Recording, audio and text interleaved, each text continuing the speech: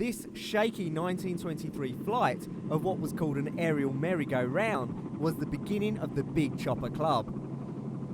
Membership of this club got off to uncertain beginnings, and it wasn't until the 1950s that regular attendances could be counted.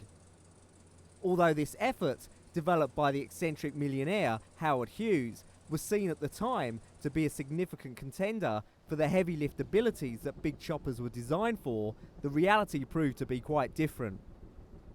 Assembled from various spare parts from other aircraft, the XH-17 was a heavy lift rotorcraft that was designed to lift loads in excess of 15 metric tons.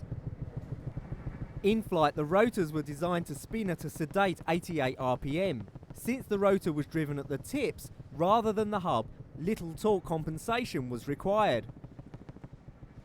With a range of only 64 kilometres, the XH-17 quietly disappeared from the big chopper scene.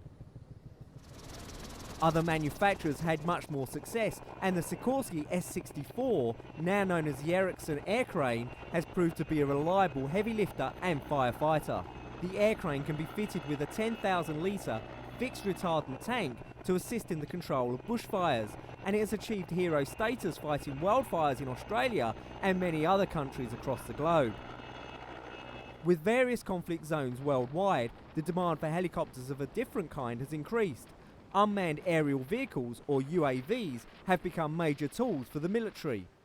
As a result, an Israeli company has unveiled a new mid-sized drone called Hermes 900, addressing the growing demand for tactical, medium-altitude, long-endurance UAV platforms. But what is new in the past couple of years are drones, unmanned air vehicles. They're certainly proving themselves in Afghanistan and in Iraq, and they become major tools for the military.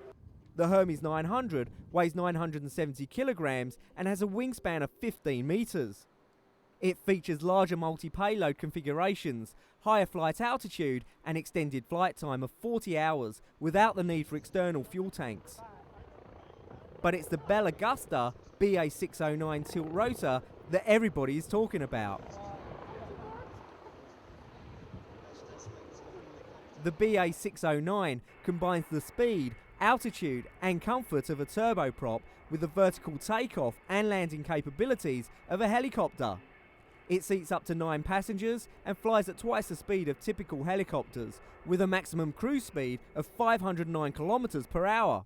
Don Barber, Deputy Marketing Director for Bell Augusta, says the most unique thing about the BA609 is that it behaves both as an aeroplane and as a helicopter. The aircraft can switch from one system to the other by directing its propellers back and forth, changing the lift from the propellers to the wings.